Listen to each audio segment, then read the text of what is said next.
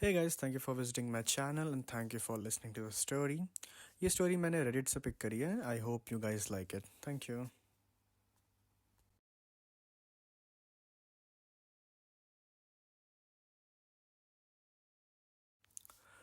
मैं सारा और मेरी हस्बैंड हेनरी हाई स्कूल से ही साथ हैं.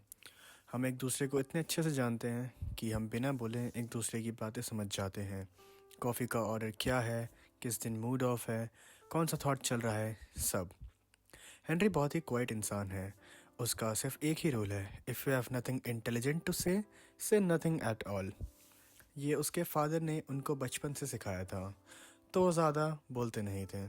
ऑब्जर्वर थे, सुनते थे और सिर्फ ज़रूरत हो तभी बोलते थे. हमारी शादी सिंपल है, पीसफुल है. सुबह वो काम पे चले जाते हैं, मैं घर साफ सफाई करती हूँ, ग्रोसरीज लाती हूँ. हमारा डॉग जिसका नाम बी है उसको वॉक पर ले जाती हूँ. शाम को 4 बजे के आसपास हेनरी आते हैं, किचन में साइलेंटली मुझे किस करते हैं और हम क्वाइटली डिनर करते हैं. और मुझे वो साइलेंस पसंद भी है. लेकिन कल रात साइलेंस डिफरेंट था. मैं कल डॉग को वॉक करा के आई थी और डिनर बनाना स्टार्ट ही किया था, तब फ्रंट डोर ज़ोर से बंद हुआ, और बहुत ज़ोर से. हेनरी कभी नॉइज़ नहीं करता, वो हमेशा सॉफ्टली चलता है जैसे हवा.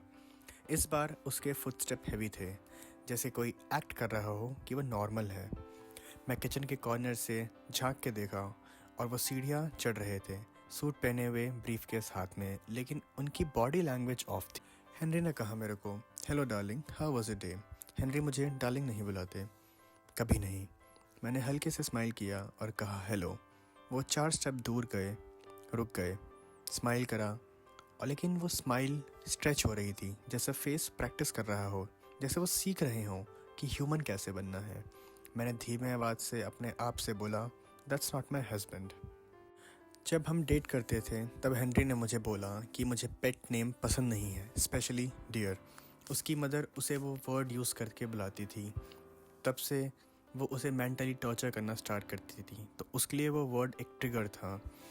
तो मैंने टेस्ट किया, गो वॉश अप डियर. उसने रिएक्ट नहीं किया, बस स्माइल किया.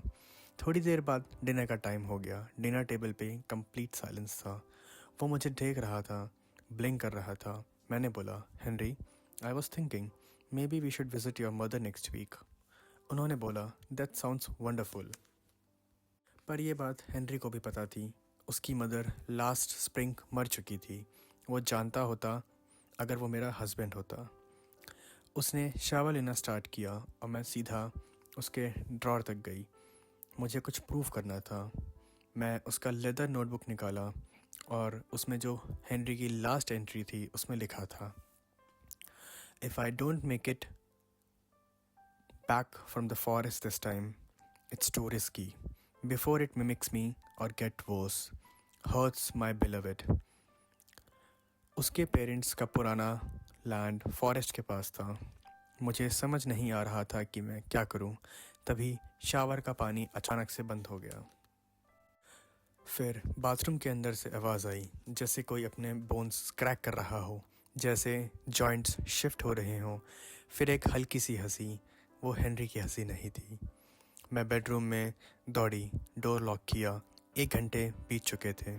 मुझे डोर के बाहर से किसी के चलने की आवाज़ आई और फिर एक नॉक. पहले वो सॉफ्टली नॉक कर रहा था, डार्लिंग ओपन द डोर.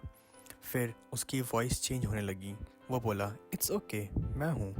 फिर उसकी मदर की वॉइस, फिर एक अननोन आदमी की वॉइस, फिर एक बच्चे की रूह जैसी क्राइंग वॉइस, जैसे कि वो प्रैक्टिस कर रहा हो, जैसे कि वो सही से वॉइस ढूंढने की कोशिश कर रहा हो. अब वो डोर स्क्रैच कर रहा था, जैसे नेल्स वुड पे घिस रहे हों. कभी कभी वो बिल्कुल चुप हो जाता और वो साइलेंस और ज़्यादा डरावना है. मैंने पुलिस को कॉल नहीं कर सकती थी, क्या बोलूँगी. मेरे हस्बैंड नहीं है. मेरे फ़ोन की बैटरी सिर्फ 12% थी. मैं नहीं जानती मेरा असली हेनरी ज़िंदा है या नहीं. लेकिन अगर वो फॉरेस्ट गया था और यह चीज़ उसकी जगह आई है, तो मैं अब उसके साथ एक घर में हूँ. और मुझे नहीं लगता ये सिर्फ नॉक करने पे रुकने वाला है. If anyone is listening, please help me. Thank you so much for listening to the story. मैं ट्राई करूँगा पार्ट 2 भी जल्द से जल्द आ सके. Thank you so much.